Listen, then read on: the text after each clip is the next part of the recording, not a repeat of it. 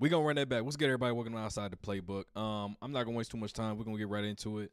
We're going to be looking at the Dallas Mavericks. So everybody was talking about how Dallas made the biggest possible mistake they could have made. They traded Luka Doncic for, obviously, injury-riddled Anthony Davis. I was on that bandwagon, and I was thinking, like, you know what? It's going to be a couple years before that deal even pays dividends. But I still, it's kind of like I don't believe in Santa Claus. Right? I know wrestling isn't quote-unquote real. But I still think that there's some integrity involved with some of the deals that go down in the NBA. And just watching Dallas, man, it shattered that side of things where I think like that. I can't even ignore it. There's no way they made that deal not knowing they were going to get the number 1 pick, not knowing they were going to end up with Cooper Flagg. They knew exactly what was going on. Then you look at the squad. You got Cooper, AD, Lively, Gafford. They got a lineup. And they got a lineup to where you could put a 6'11 dude at the 2, and he can handle the rock. He can shoot the ball. He can defend. And because you have, 4 guys on the court that's around 6'10", 6'11", it's not really an issue where you say, all right, how are we going to defend? You can contest every shot. Rotations are going to be insane because you have 4 athletic guys that can get back, block shots, do things of that nature. So it's gonna be an interesting season. But I seen some of the highlights of Cooper Flagg, and I want to watch this whole game because I think this is just a preview of what we could see this coming season from Dallas. The Mavericks are playing a preseason game for the first time in obviously 30 the champ's years. not really Over gonna be playing years. like that. Tonight But still, at Dickies Arena, watching got a some good of the things crowd that on happen in hand. this game, man. Holds over 13,000 for basketball, and we're ready to bring you Mavericks basketball presented by Home Zone Dallas Furniture. And, of course, the starting lineup is presented by Home Zone Furniture as well. And that starting group tonight for Dallas, this looks a lot like what it may look like when they play San Antonio in a couple of weeks in the opener. D'Angelo Russell, Klay Thompson, Cooper Flagg, the rookie out of Duke, Derek Lively in his 3rd season. Before we get into this, all right, D'Angelo Russell is going to be extremely important when Kyrie comes back because Kyrie goes to the bench, you bring in another dude that can give you 20 points, 7 or 8 assists, he can create on his own, he can create for others, and he's clutch. You have Russell, Kyrie, Klay. Cooper wasn't clutch in college. I'll give anybody that. All right, Cooper wasn't clutch in college. Anthony Davis, he shows up every other game in the playoffs. We haven't seen him put together a straight up, start to finish series since 2020 championship, but they are going to be extremely deep. And they're going to be covered at every single position. I don't. Duke and Anthony Davis. I don't know where they in his 13th year from Kentucky. A lot of regulars for the defending champion Thunder are not playing. Payson Wallace, Isaiah Joe, Jalen Williams, Ousmane Dieng, Brooks Barnhizer. That's the group starting for Oklahoma City. Before tip-off, let's say hello to our outstanding courtside. Behind none other than the Oklahoma City Thunder. Mavs had, of course, and that. In minutes, he appeared in 2 Summer League games. Played against the Lakers and Bronny James in one of them, then against San Antonio and the number 2 pick, Dylan Harper, in the other game. I don't know about all eyes, but my 2 will definitely be watching 32. You got mine, too. You've got at least 4 of these eyes. Yeah. The opening tip is controlled as Cooper Flagg made the extra pass. And here's Isaiah Joe giving it up to Jalen Williams. And that is a block shot by Cooper Flagg. What did I say right out of the gate? D'Lo was clearly beat. And first of all, why he's chasing in this situation, I don't know. I honestly don't know. You don't have to chase in this situation. But yeah, clearly beat. You look at this area right here, all right? There's no need to have anybody at the nail. You have Case and Wallace out here. Anthony Davis got that. You don't have anybody at the low. There is no low man here. So in his mind, yeah, that's a free layup. Instinct and length. That's all this was. Isaiah Joe giving it up to Jalen Williams, and that is a block shot by Cooper Flagg. Let's go. From the weak side. I like that. Oh. And running the floor, AD finishes from D'Lo. Headed the other way, Oklahoma City, so the Mavericks have their first points of the preseason. That is Northwestern's Brooks Barnheiser, who is on a two-way contract after being selected in the second round of the draft during the summer. A catch and a challenge at the rim on the shot by Derek Lively. It's turned away.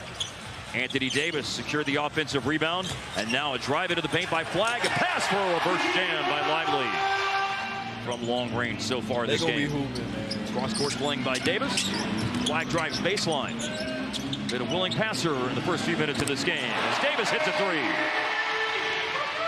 And their point differential was the best by a team in the regular season in the history of the NBA. They outscored teams during the regular season by an average of almost 13 points per game. And another board for Cooper Flagg, which here in the first quarter of the game is his third. Going to attack off the dribble. Good defender in case of Wallace. And Powell is there, cutting off the ball, as we know the veteran Dwight Powell can do so well. We wouldn't have been able to do that without the transfer portal, and it allowed us to go in and fill in where we needed to, and we got on a run and had a good year, and so we're hoping to do the same thing this year. Do it, baby. You know what, Coach? I know coaches are always full. It was a great run. Proud of our guys. Wish we could have played a little bit more competitive game, but it was. This team is so deep. Yo, they are so deep. We're gonna get into it, and after watching this, we're gonna talk about it. We're gonna talk about, you know, a couple of the contenders. We're gonna talk about the Rockets, Mavs, Nuggets. Dallas might be if everybody's healthy, obviously. You still don't have Kyrie coming back, but you got Hardy, the young boy, going to work, right? They might be the deepest team in the West. Going to take an almost perfect effort from us to beat those guys. Yeah. But, you know, we're trying to get back. I mean, and as I said earlier, the Big 12 is so darn competitive. It's been awesome to see the FW teams be competitive and have success. And now we got to get North Texas in there. Of course, that's where I went to 5-0. 5-0. Hey, Eric Morris, man. I coached Eric Morris. Those Mean Green, man. Those guys, they're always going to get the Mean Green. Of course we are. Yes. Yeah. No question about that. I'm proud of Eric, man. He's having a great year. They're 5-0, and they got a great story with their quarterback. It's pretty amazing. The story with them. Playing more aggressively on the perimeter, because if you know what's behind you, you're right. They have a chance to be a top 2 or 3 defensive team. I think so. Probably should note that. 28% for OKC, 33% for the Mavs.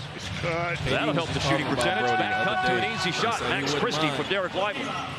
Dallas playing with 2 bigs on the floor. Of course, OKC started Hartenstein and Holmgren a lot during the playoffs as Davis hits the turnaround jump shot late in the shot clock. Two bigs out there that can offensively. They get the band back together. I would love to see that play out. Lost ball by Isaiah Joe. Lively picked it up. Russell just went to the free throw line. D'Lo, man. Preseason game number 1 for Dallas. D'Lo is the wild card for them. They'll cram 3 games, that is, into a 5-day span. Playing Saturday, Monday, and Wednesday at American Airlines Center, and a couple of games on the road against the Jazz in Salt Lake City, the Lakers in Las Vegas. That's a 3 made by Klay Thompson from the corner. D'Lo could be the 6th man. Nice. Flagg on the floor, goes to PJ for a finish and a foul. Graduated from here. My son just graduated from TCU, so this place means a lot to me, and it's certainly very fortunate to be a part of the. Very nice to see that, by the way, Coach. The first NBA preseason points for Cooper Flagg, the number 1 pick of the draft, as Chris Youngblood just knocks down the 3 for Oklahoma City. Well, certainly a lot of lottery luck. First time the Mavericks had ever moved up in the lottery, and now we'll see Flagg. Let's talk about this real quick. All right, I want to rewind this. PJ Washington is 6'9", 6'10". Cooper Flagg is about 6'10" as well. They're running a pick and roll. They're running a wing pick and roll. And the point guard is down here in the corner, and the 3 is over here. You know how dangerous that is?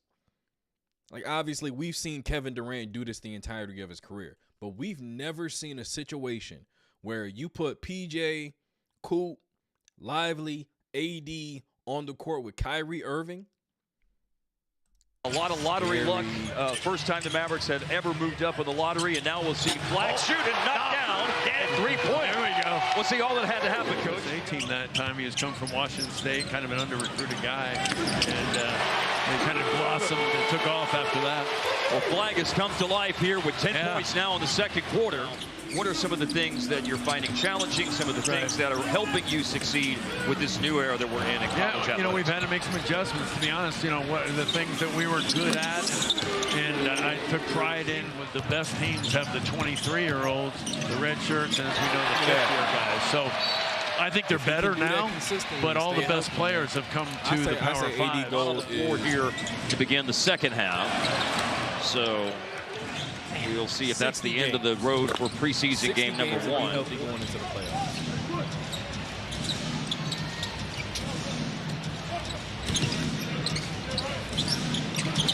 Hardy will let it fly on a three-pointer.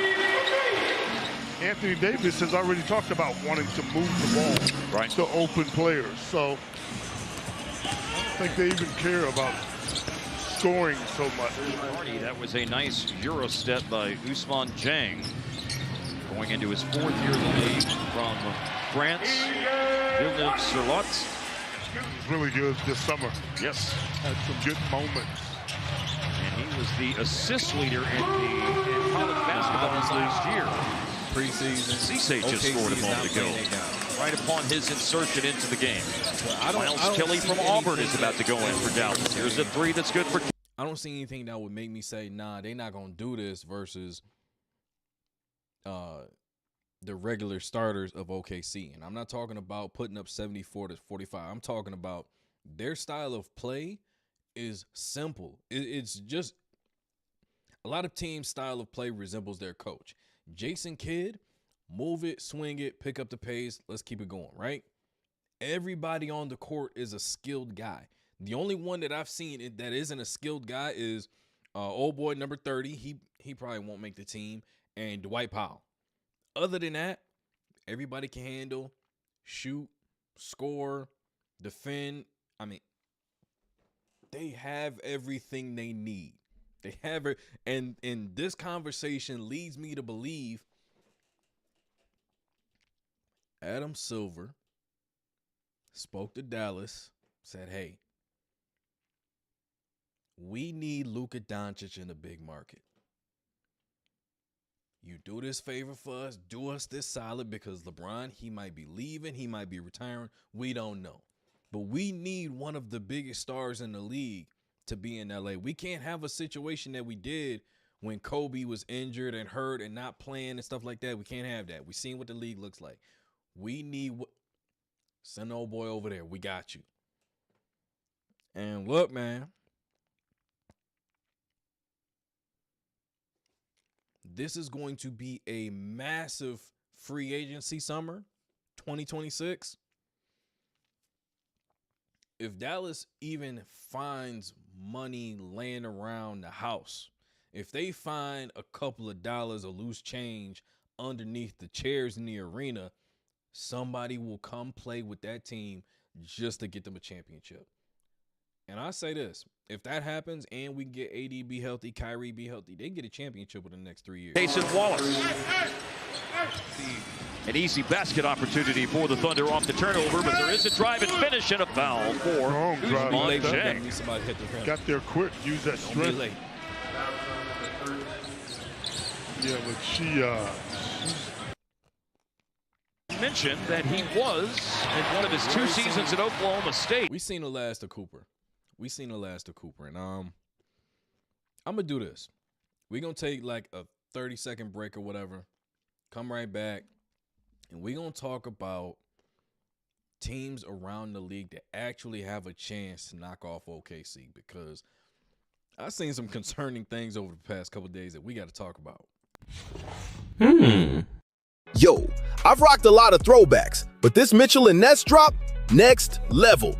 They just dropped a basketball-styled hockey jersey collection, and it's the best I've seen. Basketball-styled hockey jerseys from Mitchell & Ness, officially licensed by the NBA store powered by Fanatics. Top-tier quality, next-level design, and an unbeatable price at $159. This drop is for the real ones, the collectors, the fans, the players, the culture makers. Don't sleep. Backed by NBA store powered by Fanatics, so you know it's official. Vancouver Grizzlies Bibby, Lakers legend Shaquille O'Neal, the Worm Dennis Rodman's legendary 91 in Bulls throwback red and black, and more. Tap in while supplies last.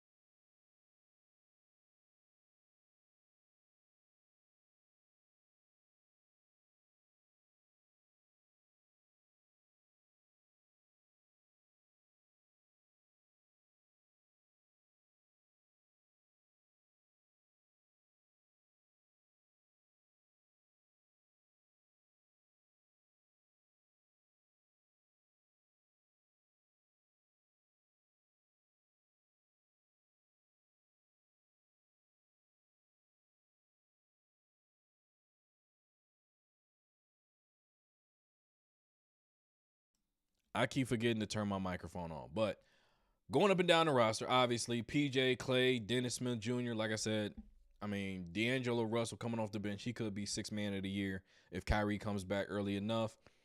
Dwight Powell, Caleb Martin, Najee Marshall, Derek Lively, Kyrie, Hardy, Gafford, Coop, Dante Exum, Anthony Davis, Max Christie. They could be the most dangerous team in the league. And I don't even want to get to the point where we start talking about, you know, and I've seen this a lot of times in my comments. Everybody be like, you know, Anthony Davis not going to be healthy. You know, Kyrie not going to stay healthy. I don't like to think that way. I like to plan ahead and say, you know what? Just give me 60 games. Give me 60 games. We can talk about it later. All right. I expect Kyrie to be ready to go when he comes back. Probably won't immediately start, but you still have Dante Exum. You still have D'Angelo Russell, right? So it's not like he has to come back and drop 25 every single game. He's going to be efficient. 100% he will be efficient. He's always been one of the most efficient guards in the league, hovering around 50, 40, 90. But I think Dallas is very deep. We do have to talk about Houston in this aspect because Van Vliet going down, that changed a lot. Changed a lot, man. That changed a lot. And I see J.D. Davison, he got a deal. I don't know if they bring him up and expect him to put on you know, the point guard responsibilities. Aaron Holiday,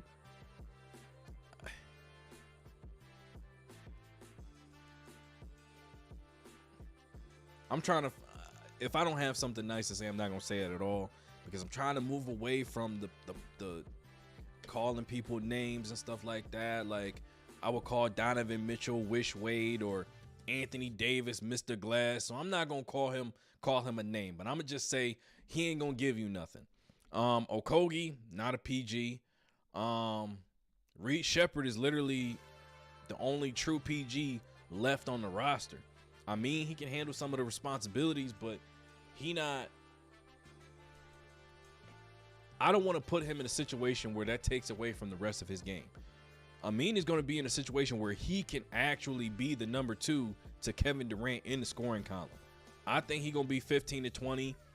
They're going to play through Sengun a lot because he can handle the rock, and having the big man handle versus having a guard handle, that does change the dynamic. He won't have to do it all the time 100%, but he's going to have a lot more ball handling responsibilities.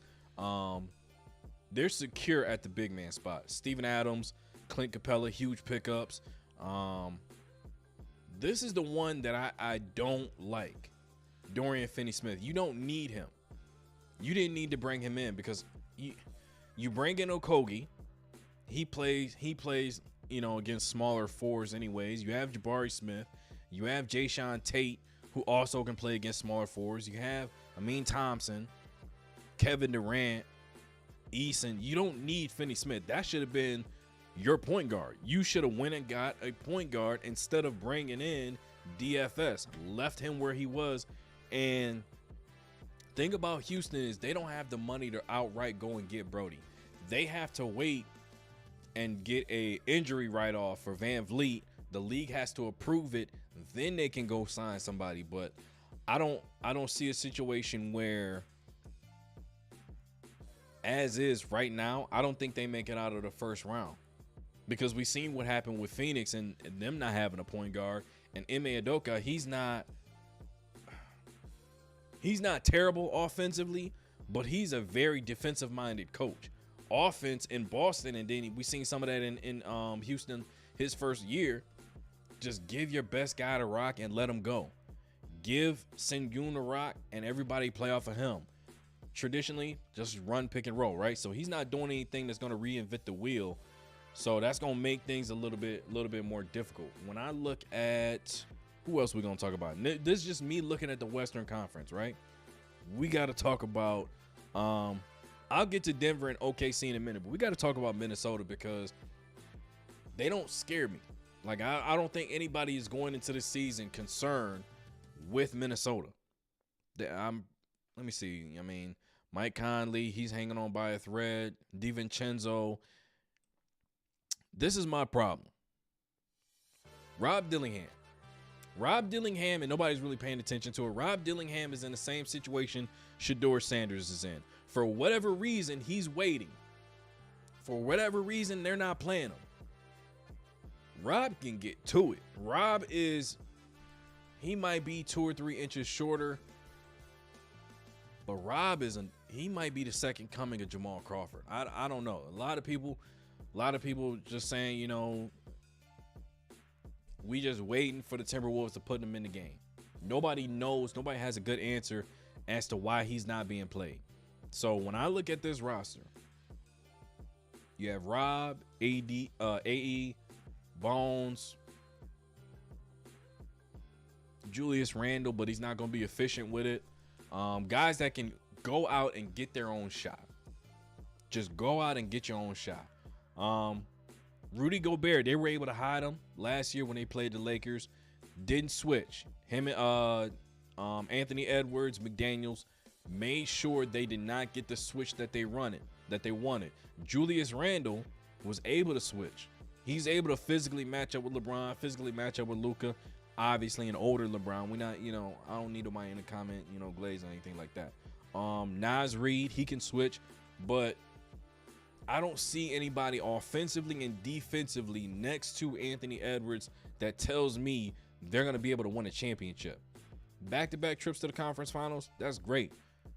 The West is even more stacked. This is starting to look like that mid-2000s where you got an 8th seed with 50 wins and you got a 9th seed also with 50 wins, probably not making the playoffs. I think that's the Western Conference we heading towards right now. Lakers are little. They're the Lakers. All right, everybody's going to consider them because they have LeBron, they have Luka. There's nothing threatening about this team. There's not a single thing that makes me concerned about the LA Lakers, other than Luka Doncic probably lost about 60 pounds. That's the biggest thing. Now, Luka, I got him as my clutch player of the year. Luka is not going to be enough to overcome all of the deficits the Lakers have. And look, I look at the Clippers. On paper, they had a great offseason. On paper. Okay? You go get Brook Lopez. You bring back Chris Paul. I mean, look, outside of the Golden State Warriors, this is going to be the oldest bench mob that we've ever seen. Chris Paul's 30. He's what? 40? He's 40. Then what's his name is 37. Bogdanovich is 33. Batum is 36. Beal is 32. Like, dog, everybody's just old. James Harden is 36. And you already know. I mean, if they don't pay Kawhi Leonard his under the table money, he ain't gonna come to work. All right. So whoever Aspire is now, whoever they done died and resurrected into a new company to be, whoever has the books for Kawhi Leonard, pay that man his money so he can keep playing. All right. This team is old. And this team is also in a situation where, look, Bradley Beal already showed he doesn't know what to do with himself when he doesn't have the ball 25 plus times a game. Bogey, he's fine. I'm okay with Bogey. Bogey can hoop, but I just didn't know he was 33 years old. John Collins still really hasn't figured out who he is in this league. Some people tried to make him a stretch 4. I don't like him in that role. I think he would thrive in the Aaron Gordon type role. Hasn't figured that out yet. Chris Dunn got lucky that, Clippers had some injuries, got himself a spot. Ty Lue really likes playing him, especially defensively, but he will get cooked from time to time. If you're playing an elite PG, he's not going to be on the court a whole lot. Derrick Jones Jr., undersized. I mean, he's 6'6", but a lot of times they play him at the 4. Skinny is all get out. I mean, 210, I think that's exaggerating. I say he about probably 185 at the most. Kawhi probably won't be there a whole lot. Brook Lopez, like I said, he's old. Chris Paul, he's old. Zub is a nice piece. And I think Brook Lopez can tutor him a little bit, shore up some things in his game. Maybe even make that midi an automatic thing. Because Brook, he was a post-up big. Came in as a post-up big, back to the basket, stretched his game over time, kind of like the way that Al Horford did, right? So I think Zub can add that to his game. I don't think the Clippers make it out of the first round, though. Let's talk about the Golden State Warriors. Yeah, let's talk about the Golden State Warriors. Obviously, I'm just talking about the Western Conference because we got to think about all the teams that would stand in the way of OKC before they get to the championship. All right. I also want to say this. In South Beach, okay? See the jersey. We still love Jimmy. We appreciate everything that Jimmy did for us. But we are honest fans. Jimmy screwed us over. We should have a championship. That's a fact. We should have a championship.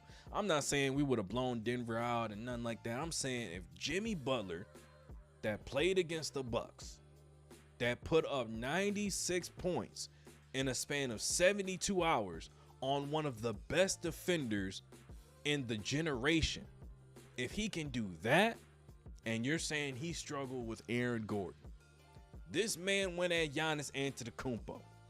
He struggled against Aaron Gordon. You're not going to get me to believe it. Jimmy has an issue. When Jimmy has to be the guy, he picks and chooses. Not can and can't. He 100% can. Jimmy picks when he wants to hoop. If you find Jimmy catching the ball, looking to pass first, you watch him for about 5 minutes. Jimmy Butler will not even look at the basket. He not even going to look at the basket. He not looking at the rim. All right, whoop-de-whoop. I'm going to just kick it out. Nah, I got faith in my teammates. Nah. All right, bro. All right. I just want to play the right way. I just want to, get my teammates involved. I just want to share the love. I want to share the rock with everybody. I don't want to be in a situation where, I'm being selfish or anything like that.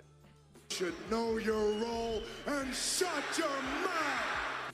All you got to do is just be the superstar that we paid you to be, bro.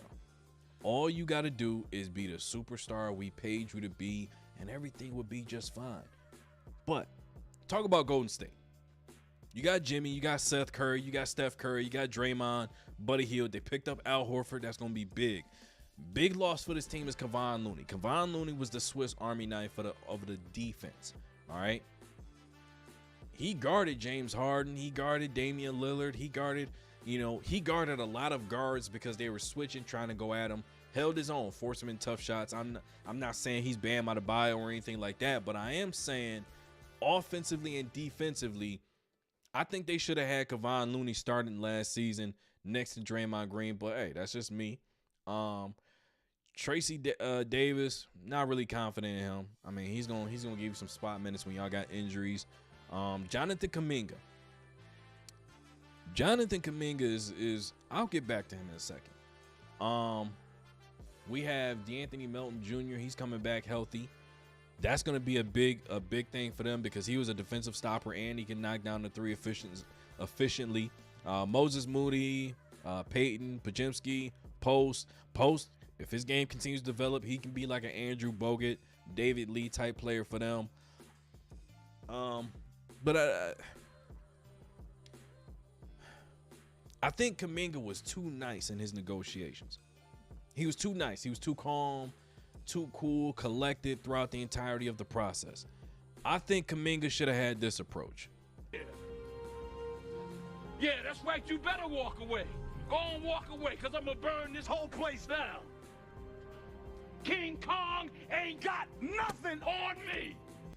And you see, he got paid what he got paid because he didn't go the extra step. See, Jimmy went an extra mile. Yeah, I'll show up for work, but you're going to know I was here. Jonathan Kuminga don't have that in him, right? Obviously, the first deal was what? 175 or something like that. He wanted 176, whatever it was, right? I think the biggest issue with the Golden State Warriors is the issue that he addressed with Joe Lacob when Lacob said, hey, do you want to be here? Kuminga said, do you even want me here? You look at Steve Kerr, some of the worst rotations we've ever seen. I got to check Kuminga contract. His new contract is 2 years, $48 million. Shout out to Sterl. He in the group chat. All right, he on the bitch mob now. Yeah. So really, if you're looking at his contract, if you're looking at Jonathan Kuminga contract for the upcoming 2 years, I think Kuminga is probably only going to make 48. You automatically cut that in half. He's probably only going to make about 10 mil a year. Probably going to make close to 10 mil a year. Yeah, but that's my biggest issue with Kuminga is Steve Kerr. Steve Kerr being there is not going to allow him to be the player that we think he can be. Showed flashes that he can actually play with Steph. He can actually play with Draymond. So whatever Steve Kerr thinks he's seeing on film, I don't think it exists. Steve Kerr is actually... I just think Steve Kerr is not the coach that other people think he is. All right. He's been exposed a number of times over the past several years. Steve Kerr even further exposed himself on Team USA. I hate this. I hate the team in green. I almost said it and I would have cut the stream. I hate the team in green. Okay. But you mean to tell me you had a guy on your roster, led the playoffs, led his team in the NBA Finals in points, rebounds, assists, and I'm pretty sure steals and blocks. Every major category. Obviously didn't get Finals MVP. Fine. But you have a guy that can do all of those things on the basketball court. He's 6'9", can shoot from deep, isolation, one of the best in the league, right? And you're saying that you have LeBron James, Kevin Durant, Stephen Curry. You can't find a way to fit that guy in next to those players. You said out of your own mouth, I can't find minutes for him. It's a 40-minute game and you can't find minutes for that? I've never heard a coach expose himself so often. I've never heard it. And Sterl just shouted out, Eric Spoelstra is the coach of Team USA going forward. And I called that months ago because it is obvious. The players, they respond better to Spo. They love Spo. Spo ain't gonna have none of that nonsense. If you watch Spoelstra, the way he communicates when it's not in front of the microphone, right, is very different. Very different. Because everybody's talking about, Jimmy Butler was trying to fight Spo. What is he doing? Nobody heard the clip, the audio, where Spo asked him if he wanted to fight. Nobody heard that. Spo is like that. Spo is going to get Team USA right. Team USA is going to be just fine. But looking at this roster, man, I don't have anything that's going to jump out at me except for we know Jimmy, when it comes time, Jimmy is not going to want to be himself. He's not going to want to be that superstar. For whatever reason, he resists it. But, I mean, we got to talk about the Denver Nuggets next. Now, this team right here won the summer. Oh, snap. Got to check on my parlay. Got to check on my parlay. I took Devontae Smith for 40 yards. He got 24. Took Jalen Hurts for 25 rushing yards. He got 13. Dang. Eagles is down 10 to the Giants. That's insane. And Saquon ain't got a TD yet. Man, A.J. Brown going to tear that locker room up. Oh, no, he not. He got his yards. He going to be fine. He going to be just fine. But let's talk about Denver Nuggets because, like I said, I think they won the summer. You trade away MPJ. You get a smarter, as far as shot selection goes, you get a smarter player in Cam Johnson, about the same height, 6'8", 6'10", whatever. Bruce Brown, you bring him back, you lose Brody. You lose Brody, you want to get somebody that can provide energy off of the bench, second chance plays, energy, effort, get the crowd back into it. You want to keep that same type of player. Bruce Brown is just a younger version of Westbrook, right? Christian Brown, he's a cone. He is a cone. But he can provide, spark plays, and every now and then he can give you 15. I don't expect him to be any different than he was last season. Come in, do the same thing. The person that I expect more from, person I will forever be 100% disappointed in, is Jamal Murray. Jamal Murray is making $46 million a year. I don't pocket watch. I'm just trying to help you understand. He's being paid like a number one option, but he plays like a third or fourth option, meaning he can have 30 points. He can have 25 points and a half. He can knock down 5 or 6 threes. He can knock down a game winner. The next game, he gonna have 8 points, 4 or 5 turnovers. He going 2 for 16. It's just the habit, the same habit over and over and over again with him. And I don't even think it's a situation where, I don't think it's a situation where there's too much being asked of him, right? I don't think it's a situation where we're being too harsh and saying, maybe that's not his. No. You go to the playoffs and in one series you drop multiple 50-point games on one of the best players in the league and bring your team back from multiple 3-1 deficits in the same playoff run. Come on, man. You have to play up to that level every single time. You got to play up to that level. And I don't think he does that consistently enough for me. I'm not even going to talk about Nikola Jokic. That man is otherworldly, and it pisses me off. Excuse my language. It pisses me off because he don't even like hooping. He don't even like hooping for real. That man would rather be somewhere with a cup of alcohol watching his horses race. He does this because he just that dude. You know how frustrating that is? He don't even want to be there. 60, 10 and 10, 60 and 20. Something light, right? Something light. He don't even want to be there, and he feeding y'all 30-point triple doubles left and right. But looking at the landscape, Denver Nuggets, they probably the most intriguing team when you're looking at who's gonna knock off OKC or who has the ability to. Dallas, they're intriguing because their roster is so deep. They just got to be healthy. Houston, they need a point guard. They need a point guard desperately, but they got to maintain their identity defensively, that aggression, attack mode. Golden State, they're Golden State now. LA Clippers, they old too. The Lakers, they just the Lakers. I'm not concerned about anybody else out west, just those handful of teams. Let's look at the NBA schedule though. All right, right out of the bat, you got OKC and Houston. In this game, ring night, no matter what happens, I'm not going to be alarmed. Reason being, I've already told you what the problems are in Houston. Your first night, you don't have a point guard, and you got to go against the MVP, Finals MVP, reigning scoring champ. Like, all right, we already know it could be some fireworks in that game. So I'm not going to be too disheartened if things go either way. This game right here, LA versus Golden State, again, no reaction. Simply because this game, this matchup always has fireworks.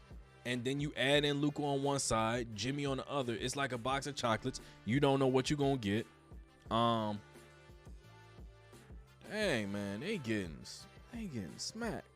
Dang, oh. That's why I never even put money on the Eagles. This is the matchup right here, though. Now I know these two. I said these two, like, don't read too much into it. Don't pay too much, attention to it. Don't panic. It's first night, whatever. This is important. This is important because right out of the gate, and I said this, these two teams is going to be at top of the Eastern Conference. One of these teams is coming out of the East. Now, I can offer my biased opinion, say Miami, they're going to get it together. They're going to be just fine. They're coming out of the East, rah, right? The Knicks have a serious chance to win the championship. Or win the Eastern Conference. I'm sorry. Win the Eastern Conference. I think the champions out west, no matter who comes out, they can beat Cleveland. They can beat the team in green. They can beat who can they not beat in the East? Milwaukee don't know who they are. They don't even know if Giannis still gonna be there in the next couple months. So when I look at the landscape, this is a big deal. Cleveland has got to come out. First game of the season, new look Knicks. Mike Brown at the helm. No more Tom Thibodeau. Knicks are deeper. You bring in Brogdon. You bring in Jordan Clarkson. You bring in Alex Len. No more playing 42 minutes for the starters. Y'all playing maybe 37, 38 a night. Bench mob, you come in, you do your job. Brogdon, he can control the game. He can hold his own defensively. Rookie of the year, he can score. He's going to be efficient from deep. Midi, get all the way to the cup, 3-level score. Bigger, stronger guard. If he gets a smaller point guard on him, take you right to the block. He can do it all. Jordan Clarkson, he's going to be like J.R. Smith. Back in the day in New York and in Denver, come off the bench. Your one and only responsibility, give me a bucket. That's all I care about. So Cleveland has a lot to deal with on night one versus the new look Knicks, pushing the tempo, and you're in New York. Donovan Mitchell has to go crazy. Has to. Because I don't think Donovan Mitchell is a superstar.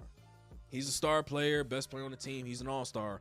But when I say superstar, I'm talking about conference finals, NBA finals. This guy is going to lead us there. He can win us a championship. That's what I'm talking about. Donovan Mitchell got to be that dude in the postseason. But he's also got to do that in certain games, like certain matchups. He has to act like he's playing the team in green every single time. When he plays team in green, he's going off. He's got to do the same thing versus the New York Knicks. Brooklyn, Charlotte, nobody cares. Miami, Orlando, I mean, I care, but I don't, specifically because I don't even know what the season is going to look like for Miami. But for Orlando, I think Orlando might be the team to beat in the Southeast Division going forward. What other matchup do I like in here? This the one. Yes, sir. National TV game, 9:30 p.m. I might. Nah, I might. I might stream that game. I don't know. Dallas versus San Antonio. Wemby, Coop. Wemby, AD. Wemby versus whoever's on the Dallas Mavericks side. That's gonna be a big game too. I like that because Q mentioned it. The battle in Texas is going to be fierce between Dallas, San Antonio, and Houston. It's going to be like it was when Dirk was in was in Dallas, Tim Duncan and them in San Antonio, Yao and Tracy in Houston. Those battles were crazy. Every single time they matched up, is going to be some smoke, right? I want to see everybody get back to that. I want to see those rivalries come back into play and be what they were back then. Who else? Man, this would have been, and this always makes me like, it makes my heart sink a little bit when I think about it. Indiana, Oklahoma City, that should have been one of the greatest Game 7s of all time. Should have been insane. Started out that way too. But Hallie never got to finish the job. Just sad, man. Denver versus Golden State, a lot of points will be scored. A lot of points will be scored in that game. 10 p.m. I think this is a game to see. I think so far, the Dallas and San Antonio, Golden State and Denver, those are my two that I'm looking forward to the most. I don't care about LA, Minnesota. Don't care about this one. Jaylen Brown, he need to prove that he's worth that $300 million. I tell you that, especially without JT. Who else in here? Ooh, this is. And you know what? I gotta get used to seeing the Detroit Pistons on the schedule and saying, you know what? That's a game I want to watch. I'm not used to doing that. I'm not used to it. I gotta get used to it again. That's gonna be a great game. Cade matched up with now it's no longer Jalen Green in Houston, but he's gonna be matched up with Amin. I like that. That's gonna be a good game. That's a big game for Detroit. Get a signature win on the road to start the season. That's gonna be huge. Nothing there. Let me see what we got. Nothing there. This game, it's an important game. I think it's an important game. Miami versus New York. That's a big game. I think Miami gets the dub in that one, though. It's early in the season. You don't want to say anything is must win, but that for Miami, that's a must win game versus a big time opponent. Franchise rivalry, right? You need that dub. Let's see, Cleveland, Detroit, Peacock too. Man, I can't wait to hear that theme song. I cannot wait to hear that throwback theme song. NBC. Okay, who else we got here? Dallas and OKC. We just seen the preseason game. Not gonna go that way at all. They're not gonna beat them by 30, but that's going to be a very important test for them. They're going to measure themselves against the champs. I think Cooper Flagg versus Chet Holmgren. That's going to be a matchup to see. Anthony Davis, he might be able to get off that game.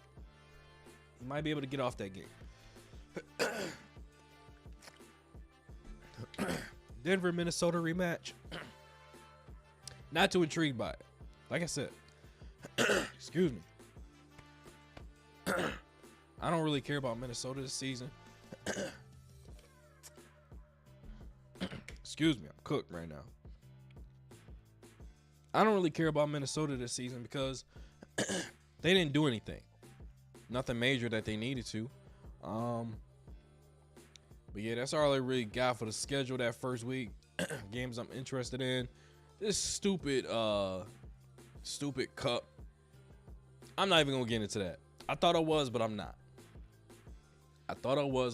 Because the groups don't make sense. Why don't you just put them all in the groups of their actual division? Reinventing the wheel when you don't have to. So I'm not even going to get into that. We're going to take a break. We're going to come back. It's going to be top 5 NBA fights since the year 2000. Look, nobody fights in the NBA, so it's really hard to find content, but I bet you can guess what number 1 was. All right, so we're going to take a break. Come back. It's going to be top 5. Get this video a like, subscribe to the channel, and we'll be back in just a minute.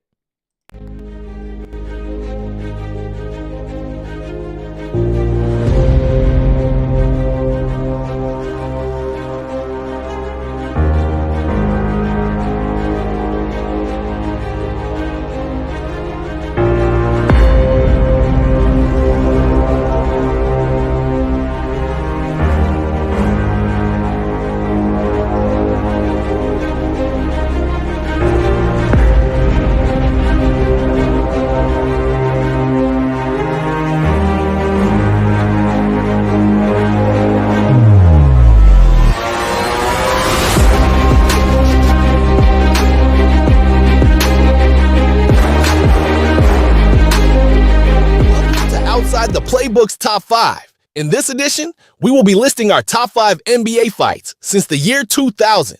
Number 5. Shaq inside. He's punching Brad Miller. Big Brad here, boy. We got a fight on our hands. And a pile up in front of the Bulls bench. Holy mackerel. That ball went in. He took a wild swing. And now they're still going at it. They can't break him up. The shoving continues. They're trying to split them apart. Shaq is violent.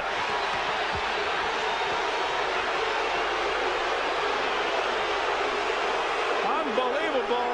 Bill Cartwright in trying to grab his guy and break this thing apart. Phil Jackson right behind him.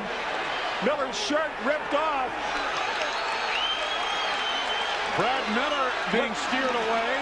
Looks like a heavyweight boxer in the corner. They're taking him right now. Sam Harris hustling him out of there. Wow.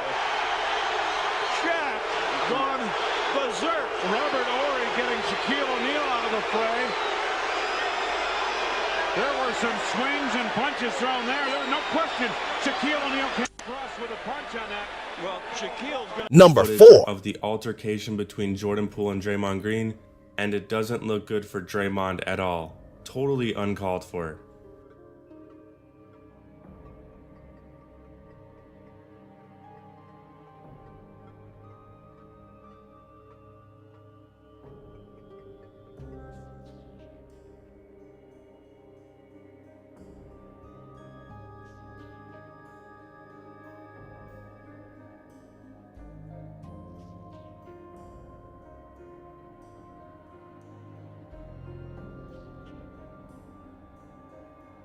So there you guys have it. Jordan Poole. Number 3. Foul by Ingram. Do they count it? No. They say the foul occurred before the gather. And he never put the ball back down. And I think another technical foul's been handed out. Now Ingram looks like he's confronting Jason Phillips. Well, the technical foul was on Ingram for shoving James Harden after that play. I'm not sure what happened. Ingram, who's usually pretty mild-mannered, was hot. Now Paul punches a throw. Paul and Rondo throwing punches. Ingram comes in. He's throwing punches. Security trying to separate. So are some of the teammates. There's going to be suspensions for this one as Rondo immediately heads back to the locker room. Ingram still jawing. Carmelo Anthony still jawing.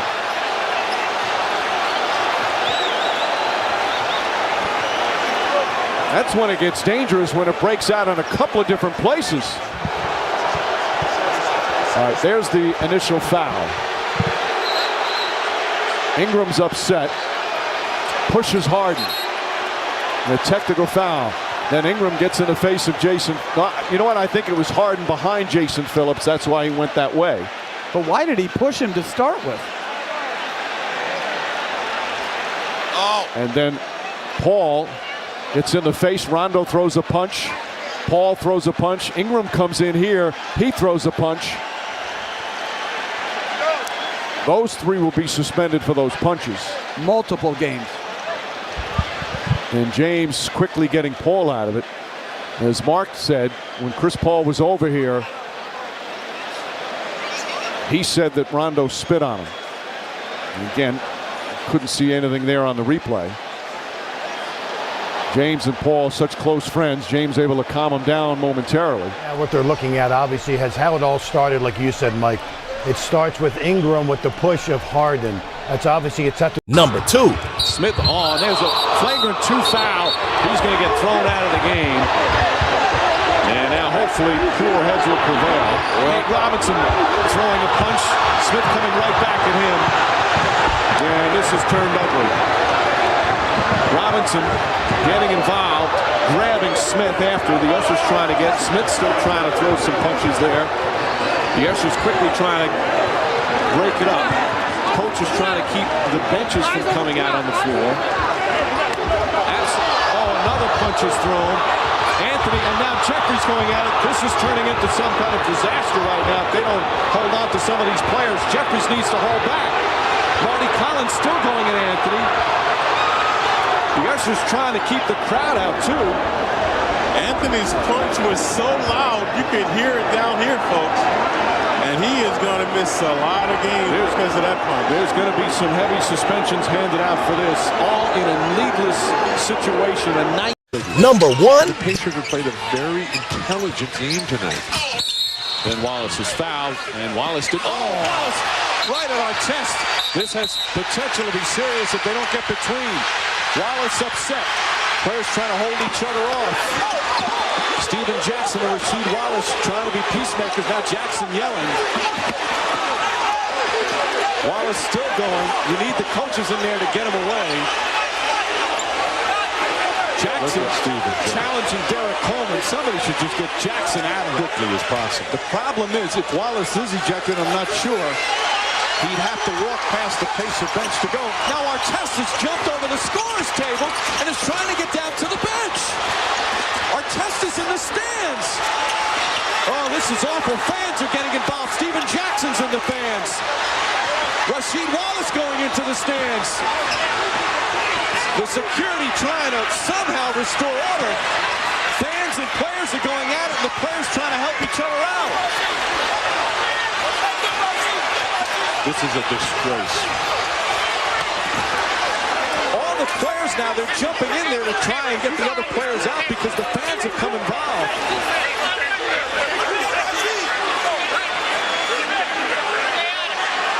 Oh, what a sad scene here at the Palace.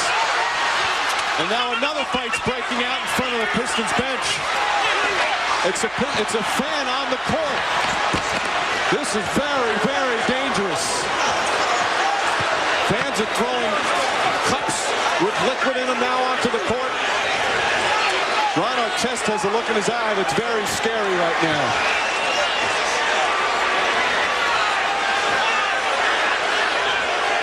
You wonder if the official's going to let this game continue. Now they're throwing bottles out onto the floor. They're trying to get the Pacers to go back to the locker room. What was maybe you could call a hard foul at best has turned into just an ugly, ugly scene. Chuck Person, the officials, I think they're going to call this game off, and that should be. The outcome is definitely decided.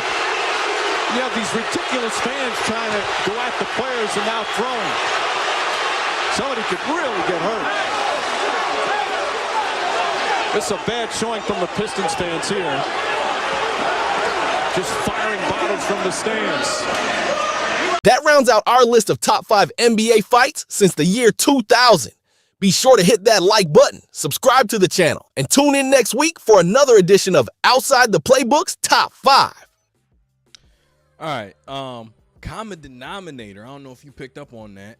Common denominator was Mike Breen was calling all of these fights. Every last one of them. All right, so that was my top 5, but I feel like there were some older fights that was good. There's one, Rudy Tomjanovich, he got dropped. There's one where Dr. J was punching Larry Bird in the face, and Charles Barkley had him in a headlock. He was getting lit up. But yeah, those are my top 5 NBA fights since the year 2000.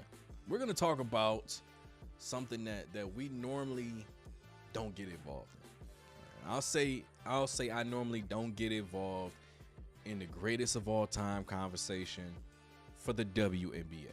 Like, that's technically not my jurisdiction. But there's been a lot of talk going on. There's been a lot of conversation being had. And somebody's been performing out of her mind as of late. And y'all know I'm a Miami Heat fan. All right, so if Bam is dating Asia Wilson, Heat Nation is dating Asia Wilson. All right, so the conversation has been, who's the greatest woman of all time in the WNBA? Let's look at these 3 resumes, okay? Let's start at the bottom of the screen. Bottom left, right down here. All right, let's start down here. Hall of Fame, 2014 MVP, 6-time All-Star, 3-time All-Star Game MVP, 4-time WNBA champ, Rookie of the Year, steals champ, scoring champ, rookie of all rookie team, 2-time all defense, 7-time all WNBA, one finals MVP.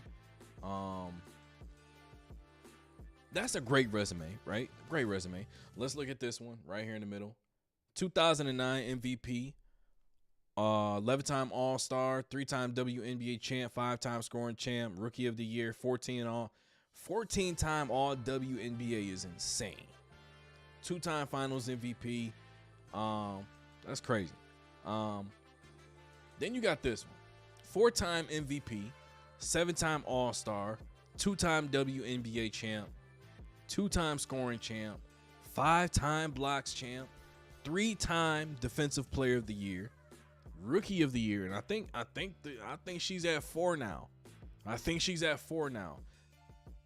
No, sorry, 4-time MVP, 3-time Defensive Player of the Year, Rookie of the Year, All Rookie Team, 5-time All Defense, 5-time All WNBA, Finals MVP.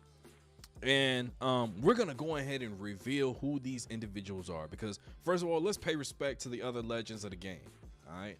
Cynthia Cooper, Cheryl Swoop, Lisa Leslie, Lauren Jackson, Sue Bird. Respect to all of them. Okay. But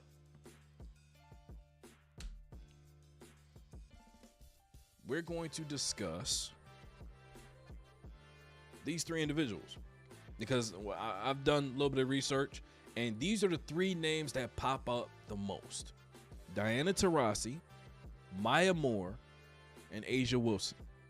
Now, when having this conversation, we have to make something clear. Everybody's GWOAT is going to be different from the next person's. Their criteria is going to be different from the next person's.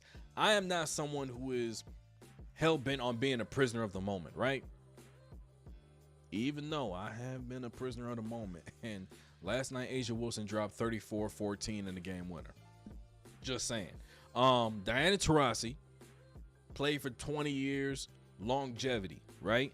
Longevity is going to be a key factor in all this. Notice I didn't put up points per game, assists, none of that. These are just accolades. We're talking about accolades first. 11-time All-Star, 3-time WNBA champ, and then 14-time All WNBA. Longevity, I mean, I don't even know what else to say about that. I mean, 14-time All WNBA, 11-time All-Star, when you compare her to 2 players who've only played 8 years in their career.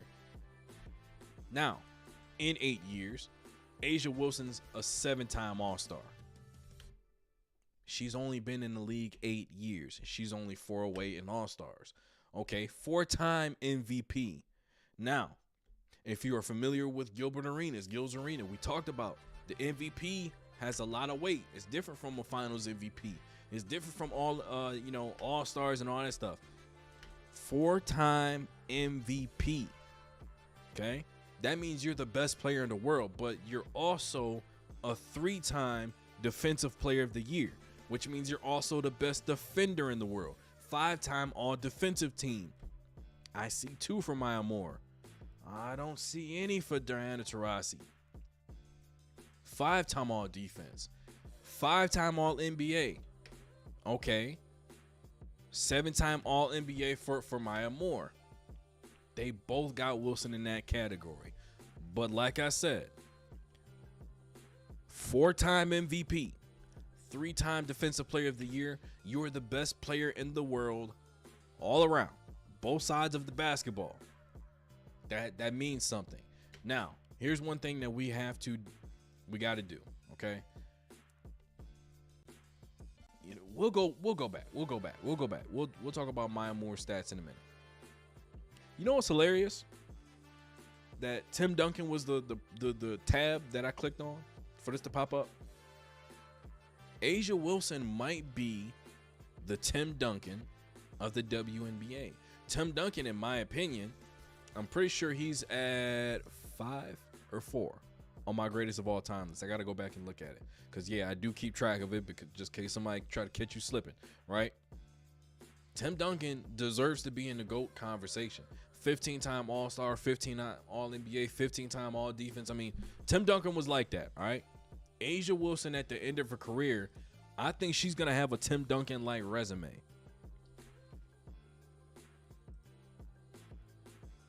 Now we get into the stats, right? Okay, this is this season. 23, 10, 3, all right? 21 points, 9.3 rebounds, 2.3 assists, 50, 37, 82, we'll call it, right? Those are really, really good numbers. We have to make sure, yeah, we talk accolades. Let's talk about the numbers. And also, I mean, see, Diana got 3. Maya has, how many Maya has? Maya has 4. Right now, A'ja has 2 with a 3rd one on the way. And again, she's in her 8th season. She's going to be dominant for years to come. Now, one thing that works for Maya Moore in this situation is she did all of this and retired in her prime. So she did all of this and said, I'm going to walk away now. Now, 7-time All-WNBA, 2-time All-Defensive Team. Wilson is going to have more. She's going to have more. Okay, so I mean, there's a lot of aspects that I have. Wilson's going to supplant her because, look, she has 1 Finals MVP. Wilson, when they win the chance, they're up 3-0 against Phoenix. She's going to be Finals MVP. She trumps her in that, right? I'll take Wilson over Moore. Now, that is just accolades. Just accolades. We have 21, 9, and 2. 49, 37, and 82. Let's go Maya Moore. And this is real time. Real time, okay? 18, 6, and 3. 45, 38, 86. Okay. All right.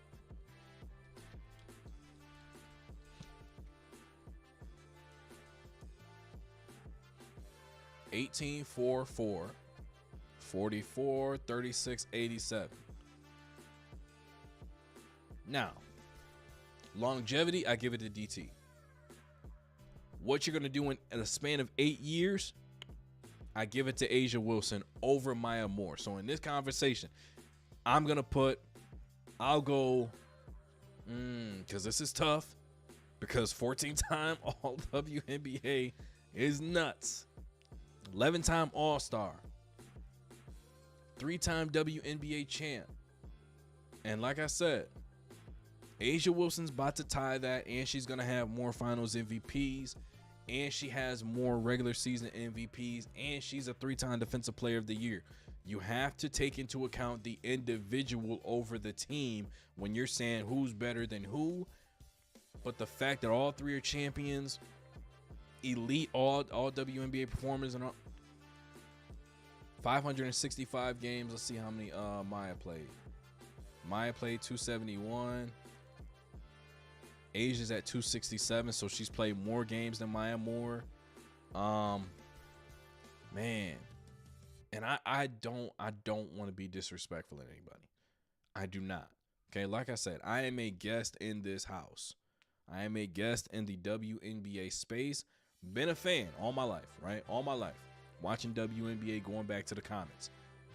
But have not really watched, I don't think I've watched, so start when Maya Moore retired up until 2 years before Caitlin got back in the league. All right, that span, right? Before Caitlin got in the league, that span of time.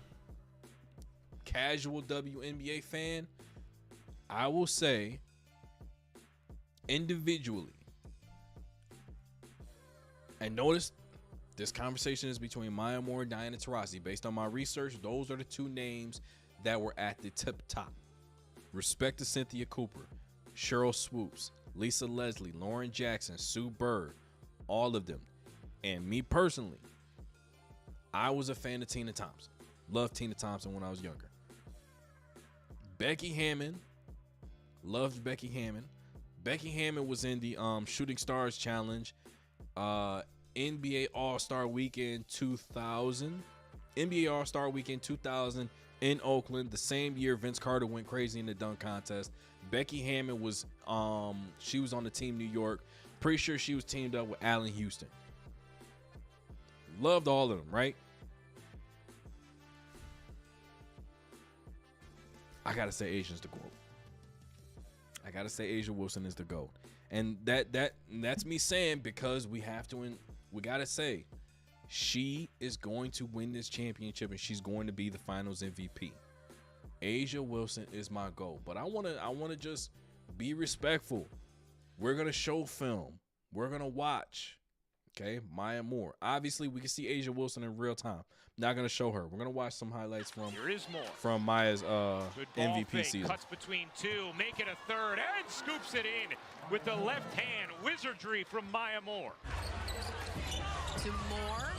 Maya crossover dribble. Nice move to the basket. She could do it all. She could do it all. Move right here. Just looks, slices, goes right between the defense. Jones feeding Moore, no look over the shoulder, connects with Larkins, who finishes a beautiful play. Time to go, Liberty by one. Moore, quick three, and it's good. So tough. Inbounds to the star, Maya Moore, so tough. And she knocks down the three. This shot, she barely took 2 or 3 dribbles, and she's her and Simone Augustus was a nasty combo. Confidence. Nasty combo. If you know, you know. Moore's got to get it up and gets it in. The second made basket for Maya Moore tonight. Brunson had the hustle to catch up to it. Maya needs to shoot. Instead, she got over to foul. She shot, hit it, and was fouled. In the paint, off of penetration, the help comes. That's the only way Sylvia Fowles has gotten easy looks tonight. 3-point lead for Team Parker. Moore, that's a big one. By Sill. Howard puts it on the deck, drives in, blocked by Maya. Talk Sill to comes her. over to gather in the rebound. Moore puts the left shoulder down and takes it strong to the hole. And drains it. Quick release. Coming along at halftime. Super quick release. Great interview with Tabitha. Takeaway here for Maya Moore. Atlanta with its 4th turnover of the game. Moore banks and hits. Exactly. McCautry puts She plays like Brunson. She plays like Brunson. Jalen Brunson. Lead. Yep, 5 of 9 from 3. Minnesota's 1 of 6. Now let's look at Diana Taurasi. Diana Taurasi got her own highlights. That's a shot they'll give up because Robinson is not known for her shooting. So Kelsey Plum is going to get down there. And somebody that's played 20 years, the highlights is just extensive. We not gonna go in all that.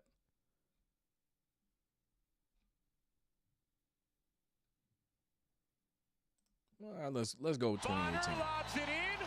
Griner finds Taurasi, a 3. It's good. She got it. The GOAT delivers again. Oh, they was calling her the GOAT back then. That's tough. Time and time again. That's we tough. Have seen Diana They was calling her to deliver. go back then. Everybody for the rebound. What a pass. Oh, dang. Finding Bonner underneath. The box out is a box out. You've got to get a body on somebody. You don't turn and look at the. Oh. What a move. Oh. Taurasi, look at this. I She's got forgot 2 about players on young her, splits the DT. defense with the Young spin DT was. and comes underneath the 2 post players. Young DT was tough. And just a spectacular move by Taurasi. Young DT was tough. Taurasi, the no-look Man, she was gonna talk her feed talk too. To Bonner for the finish. She was gonna What talk a her dish talk. from Diana Taurasi. 4 to shoot. Taurasi leans in and connects. 7th rebound for Griner. Taurasi, what a gorgeous feed. And Talbot finishes it. This league knows exactly how to lead her teammate. Beautifully done. Taurasi. Forgive me, Diana. I have sinned. I'm sorry. I'm sorry. Diana Taurasi, you still the GOAT.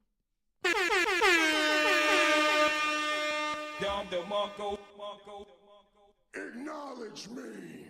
Yeah, I'm gonna say DT. I don't know. I'm gonna say DT right now. I'm gonna watch the game And A'ja Wilson's going to have a crazy performance. She going to go off for another 30 and 14. And I'm going to say she the GOAT. I don't know. It's tough. It's tough because A'ja's still playing. But, man, DT's the GOAT for tonight. All right, get this video a like, subscribe to the channel. Appreciate everybody that watched. Appreciate anybody that came through. Post it in the comment section. Shout out to the bench mob.